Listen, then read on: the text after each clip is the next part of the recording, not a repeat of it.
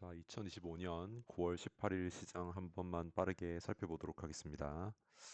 우선 미국 시장 같은 경우에는 오늘 금리 인하 발표를 하고 나서 약간 좀 크레이지한 변동성 있는 그런 하루를 보여줬던 것 같습니다.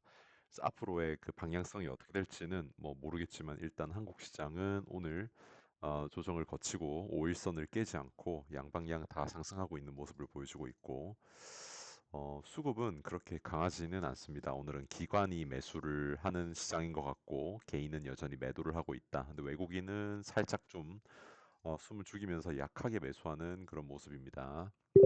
자, 오늘 이제 특징적인 종목들을 보자면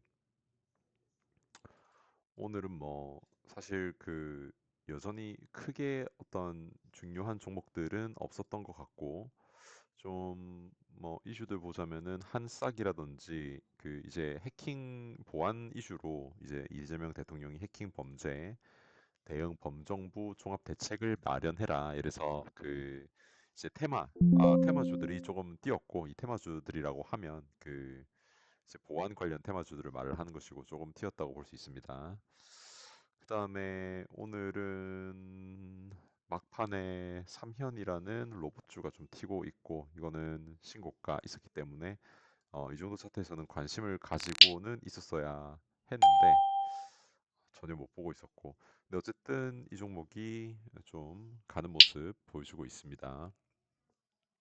로봇은 오늘 종가에 좀 베팅을 했는데 일단 어제 먼저 말을 하자면은 그 이제 특별한 섹터가 많이 없으니까 뭐 반도체들 오늘 역시나 좀 달리고 있는 거 이런 거 말고는 뭐 크게 없으니까 로봇을 먼저 말을 하자면 어제 SP 시스템스를 종배를 해왔습니다. 왜냐면 21선 근처 그러니까 이렇게 재료가 있는 애들이 21선까지 빠지면은 재료가 살아있을 때 그거는 좀 해보려고 하는 편입니다. 그래서 21선에 오늘 사고 어제 사고 오늘 내리면 더 사겠다라는 생각으로 좀 샀는데 완전 저점 매수 어, 좀 이제 아무래도 종가까지 안 사고 종가까지 좀 계속 기다리면서 마지막에 수급 들어오는 거 좀 확인하고 샀기 때문에 오늘 굉장히 좀 큰 수익을 볼 수가 있었고 오늘 또 운 좋게 고점 매도 할 수 있었습니다.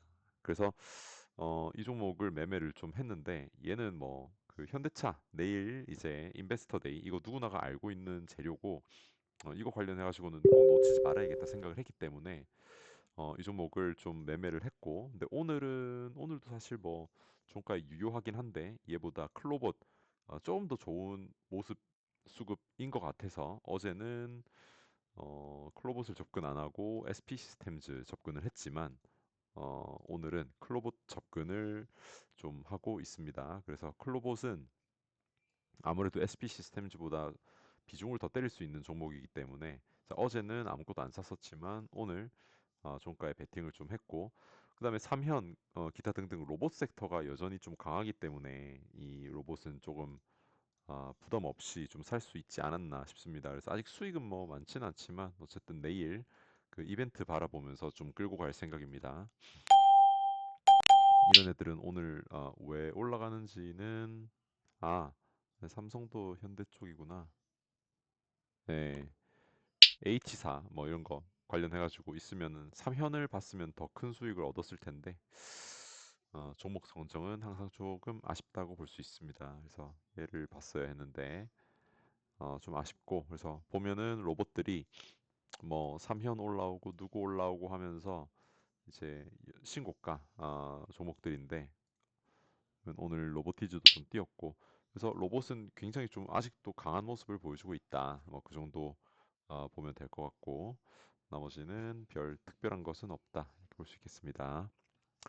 오늘 매매한 종목은 보면은 아까 SP 시스템즈 수익이 잘 나왔고 Y바이오 어, 로직스는 도중에 좀 팔았습니다. 얘는 아무래도 바이오주들이 좀 더 가지고 있을까 고민을 되게 많이 했는데 아침에 좀 쎄함을 느껴가지고 이제 좀 팔았고 그래서 수익을 많이는 못 먹었는데 앞으로 자리 또 잡고 하면은 확인은 해볼 종목입니다. 근데 바이오 섹터가 오전에는 낙폭이 좀 나왔어가지고 아 이게 금리 인하 기대에 대한 소멸인가 싶어서 일단은 매도를 했는데 생각보다 그 후반부에 좀 자리를 잡는 모습이 좀 있는 것 같아서 여전히 좀 지켜봐야 될 것 같습니다. 그리고 나서 나머지 종목은 아까 그 보안 이슈 터졌을 때 되게 좋은 재료인 것 같다 해가지고 접근을 했는데 역시 최근에는 그 당일 매매를 하면은 재료가 아무리 좋다 생각해도 이게 좀 변동성을 약간 좀 견디지 못하는 경향이 있어가지고 이렇게 오늘 상한가 갔던 종목 안에서도 손실을 입었다고 볼 수 있습니다. 그래서 보면은 이렇게 되게 아쉬운 그런 움직임을 좀 보여줬는데 뭐 그렇다고 할 수 있고 덕산 네오록스 이거는 뭐 조금 오전에 비중 좀 줄였던 거고 오늘 수급이 아무래도 아직까지는 좀 천천히 가려고 하는 느낌인 것 같아서 그러고 있습니다. 그래서 오늘은 이렇게 그래서 덕산 네오록스는 좀 스터디하면서 모아갈 생각으로 좀 보고 있는 종목이고 근데 스터디를 먼저 좀 하고 비중을 넣고 싶어서 일단 많이는 안 샀습니다. 그 다음에 GSPNL이 오늘 좀 좋은 상승을 좀 보여줬었는데 4.7%까지 갔으니까 굉장히 좋은 상승을 보여줬다가 마지막에 다시 조금 내려오고 있는 그런 느낌입니다. 아무래도 프로그램이 이제 끊임없이 팔고 있기 때문에 이 종목은 공매도인지 공매도인가 한번 확인을 해보자면 종목별 공매도 이렇게 하면 나오나? GSPNL 자 확인해 보겠습니다.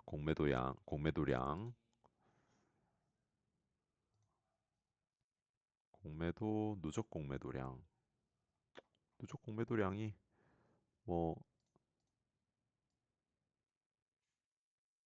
이럴 때는 엄청 많았고 누적 공매도량이 그렇게까지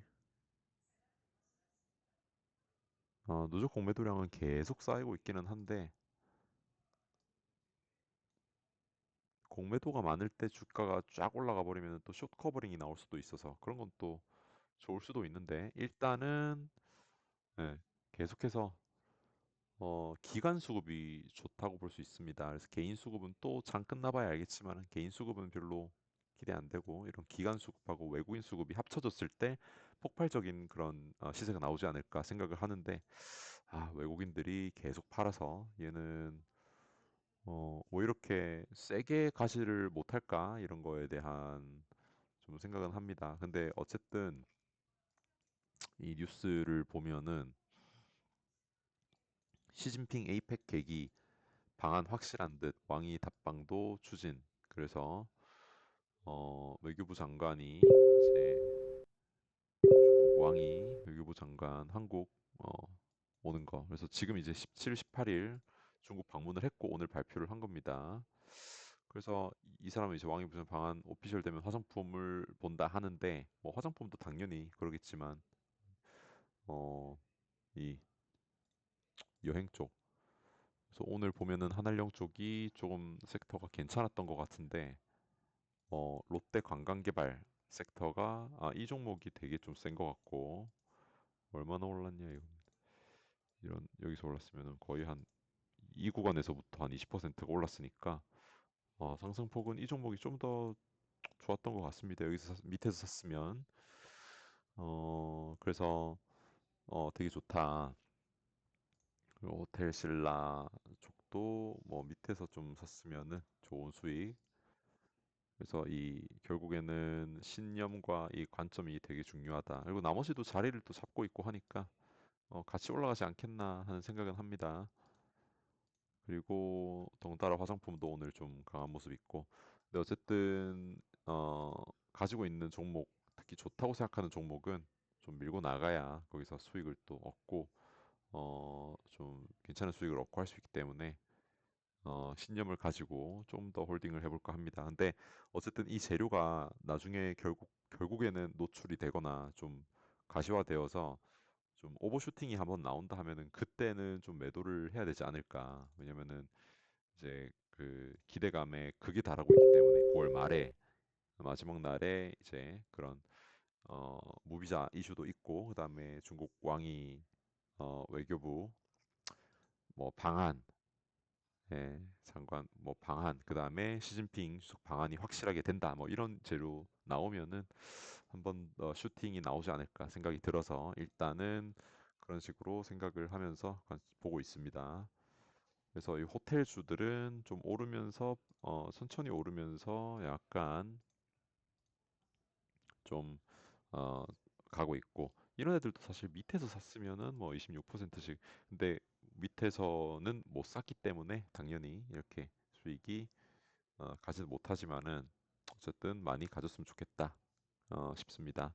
오늘 역시나 반도체 쪽이 강했다 보니까 오전에는 솔브레인 이 시가객 쪽 되게 강했고 나머지도 어, 그 반도체 쪽은 오늘 좀 굉장히 큰 상승을 보여준 하루였다고 볼 수 있겠습니다. 그래서 어떤 종목이든 좀 다 같이 올라가기 때문에 여기는 뇌를 뽑고 무뇌인 상태로 뇌가 없는 상태로 원숭이처럼 아무 종목이나 골라가지고 매수를 했다 하면은 올랐을 그런 수익을 봤을 그런 반도체 시장인데 사실 반도체도 오를 때 이렇게 빠르게 올라 버리니까 가지고 있는 사람이 아니면은 매매하기가 쉽지가 않습니다. 그래서 이런 것도 그렇고 예전에 두산 에너빌리티 얘도 그렇고 이렇게 좀 한번 탄력을 받으면은 이쪽 섹터는 어, 두산도 거의 한 100% 넘게 이 대형주가 올라섰고 그러니까 탄력을 한번 받으면은 크게 가는 그런 경향이 있습니다. 그래서 반도체 섹터로 좀 불이 붙은 것 같아가지고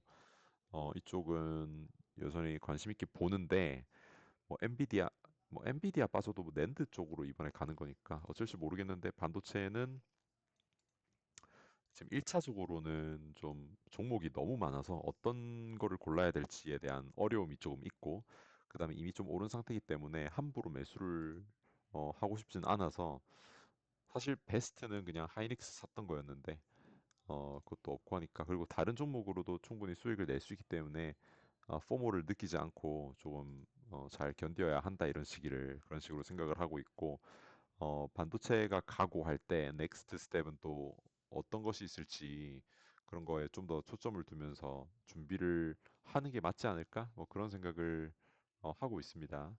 그래서 그런 종목들 위주로 해서 스터디를 여전히 좀 이어나가는 게 되게 중요할 것 같다 생각을 하고 그다음에 뭐 하여튼 로봇은 올해 말 내년 초까지는 굉장히 좀 중요할 것 같다 이런 생각이 듭니다. 그래서 테슬라 주주총회도 하는데 옵티머스 로봇 딱 이렇게 그 다음에 루머 오늘 퍼진 것은 테슬라 옵티머스 3세대가 외부 주문을 확보했다. 무려 1만 대 규모다. 사실인지 아닌지는 모르는데 어쨌든 이런 루머도 터지고 이제 로봇의 그런 시장이 개화되고 있다 이런 느낌을 좀 받습니다. 개화되고 있을 때 이렇게 테마가 열리고 그 다음에 열린 후에 예, 자, 그 다음에 다시 시장이 찾아오는 거니까 이쪽 이 상수대는 최근에 애니플러스를 엄청나게 미는데 많이 물렸는가 싶기도 하고 엄청 많이 밀고 있고 아무튼 어,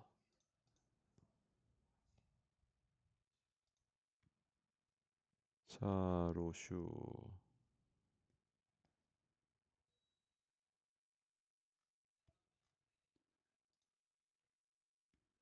그 다음에 보면은 어쨌든 현대차 내일 일정 있는 거 이것들은 이제 끝났고 얘네 끝났고 그 다음에 오늘 뉴스 보면은 별로 뭐 없는데 어 뭐 제우스 이 종목이 나와서 얘 그냥 리포트 한번 읽어보면은 좋을 것 같고